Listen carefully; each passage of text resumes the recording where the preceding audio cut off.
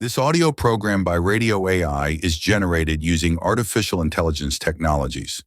The voices you hear in this program are synthetic, and the thoughts they express are shaped through artificial intelligence-driven reasoning and iterative refinement.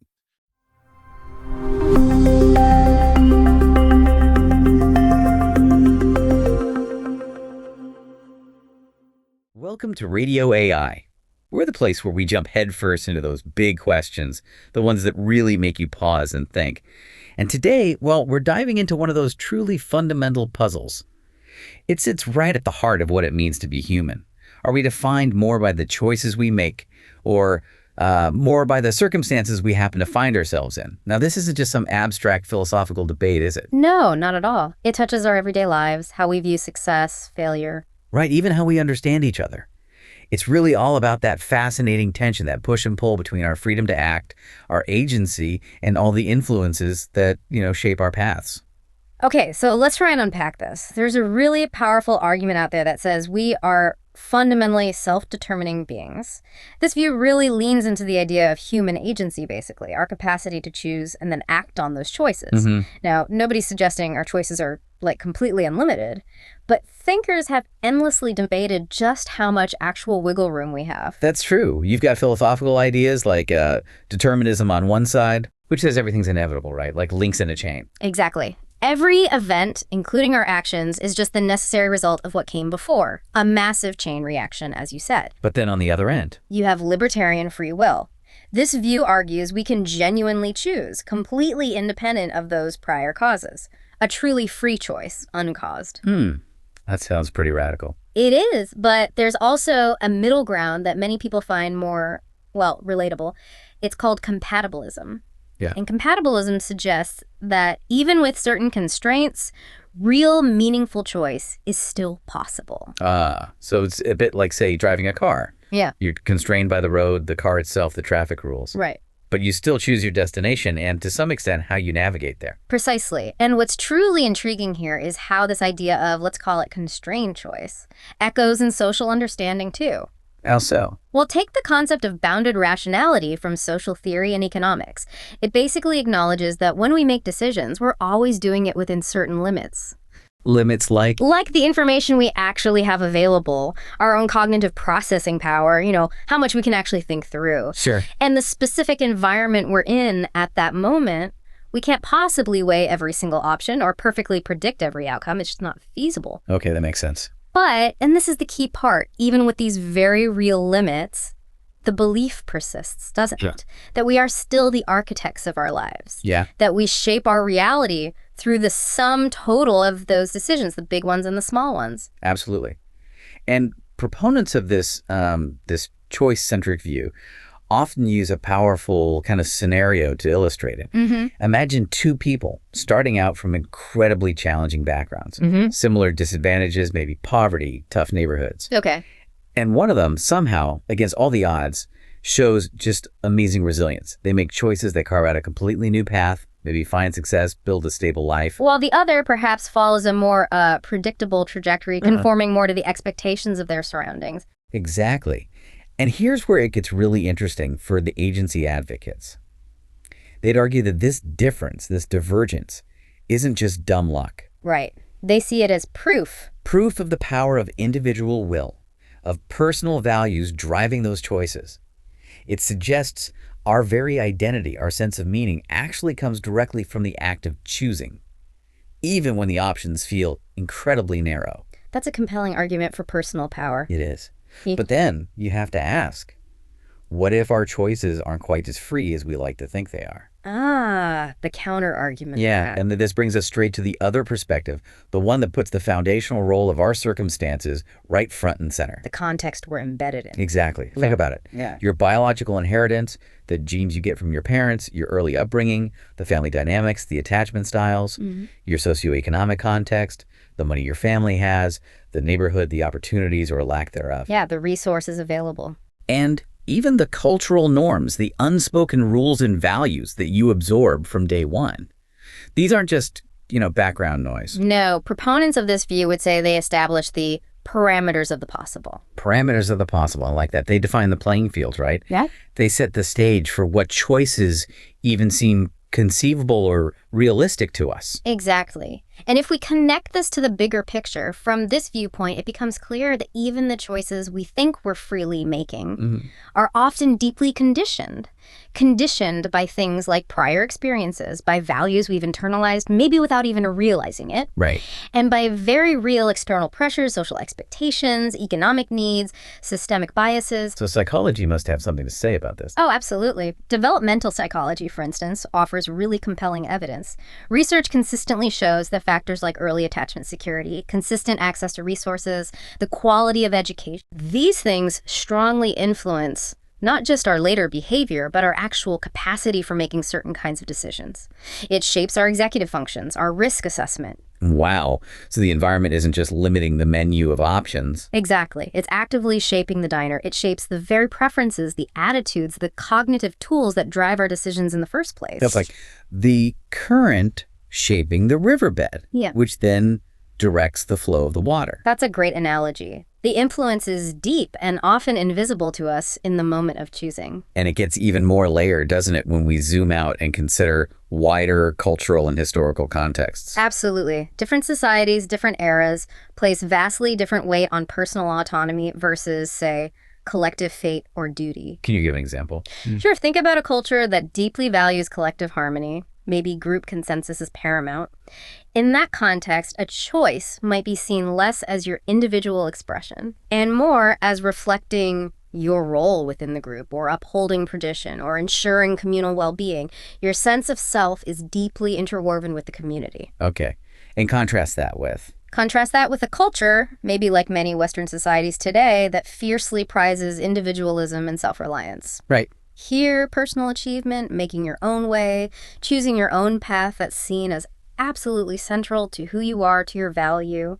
So what choice even means and the significance we give it can radically differ depending on those deep-seated societal values. Precisely. The very definition is culturally shaded. Okay, so we have individual agency, maybe constrained. We have powerful circumstances. What else complicates this picture? Well, this raises a really important question. How do we even begin to account for the sheer unpredictability of life? You mean just? Yeah. Luck, chance. Exactly. Beyond our most careful choices, beyond even the most rigid environmental constraints, there's always the wild card, chance, and contingency. Like what sort of things? Think about it. A chance encounter that sparks a lifelong friendship or a career change. An unexpected accident that completely shifts your physical abilities or life priorities. A sudden economic downturn, or maybe a completely unforeseen opportunity that opens up a path you never, ever imagined. Yeah, those sliding doors moments. Kinda, but for real. These random events can profoundly alter life trajectories in ways that neither our intentions nor the predictable structures around us can fully explain. So luck really messes with any neat division between choice and circumstance. It really does. It highlights that a significant part of what shapes us might just be irreducible to either our careful plans or our predetermined context. It's the stuff that just happens. And there's another layer too, isn't there? Collective action. Yes, collective agency. It's crucial. So many big decisions that impact our lives aren't made by us as isolated individuals. Like what? Think about government policies, like a city council deciding on zoning laws or public transport that affects everyone's choices and opportunities. Or even just family decisions, right? Right. Where to live, how to handle a shared crisis. Exactly. In those situations, individual preferences get negotiated, they merge into a group outcome, and responsibility often gets distributed or sometimes becomes unclear. So this social dimension, making decisions together, it further complicates that simple binary of my choice versus my circumstances. It shows the web of influence is much broader and more tangled than just me and my immediate situation. Our choices influence others, their choices influence us, group choices shape the context for everyone. It's complex. Okay, so the picture's getting really nuanced. Are there insights from, say, behavioral science that can help here? Definitely. Behavioral economics, for example, offers fascinating perspectives. One really influential idea is, again, bounded rationality. We touched on that, limits on our decision-making. Right. And one implication is that people rarely make truly optimal choices in the way traditional economics might assume, meaning we don't usually gather all possible information, weigh every single pro and con perfectly, and select the absolute best option. Instead, we often engage in what's called satisficing. Satisficing. Yeah, it means we tend to choose the first option that meets a minimum threshold of acceptability, the one that's good enough based on the information that's readily available, our existing habits, and the immediate context. Ah, like picking a restaurant when you're hungry and short on time. You don't research every place in the city? Exactly. You find one that looks decent, is nearby, and fits your budget, and you go. Yeah. You satisfice. You don't optimize. That feels very true to life. And neuroscience must be looking into this too. It is, and what's truly intriguing there is the suggestion that what we perceive as a conscious, deliberate choice might actually be the endpoint of a whole cascade of processes. A blend of conscious deliberation, yes, but also a lot of unconscious processing, emotional responses, gut feelings, all of which are constantly being shaped and molded by our past experiences and the literal wiring of our brains. So even the feeling of making a choice might have roots deeper than we realize. Potentially, yes. But, and this is really crucial, we have to be cautious here, these scientific fields are still very much evolving. Right. Research in neuroscience, psychology, it's ongoing. There are significant debates, lots of unknowns, about the precise mechanisms of decision-making, the nature of consciousness, the boundaries of free will itself. So science doesn't have the final answer yet. Not by a long shot. It's like science itself is still deeply exploring these very complex, very mysterious mechanisms that make us who we are. Which means it's really important to avoid jumping to extreme conclusions on either side, right? Absolutely. That's a key challenge in any deep dive like this, rigorously avoiding a one-sided view. Because if you focus only on choice, you risk completely ignoring or minimizing the very real, sometimes overwhelming, limitations imposed by circumstance. Think about someone born into extreme poverty with zero access to education or healthcare.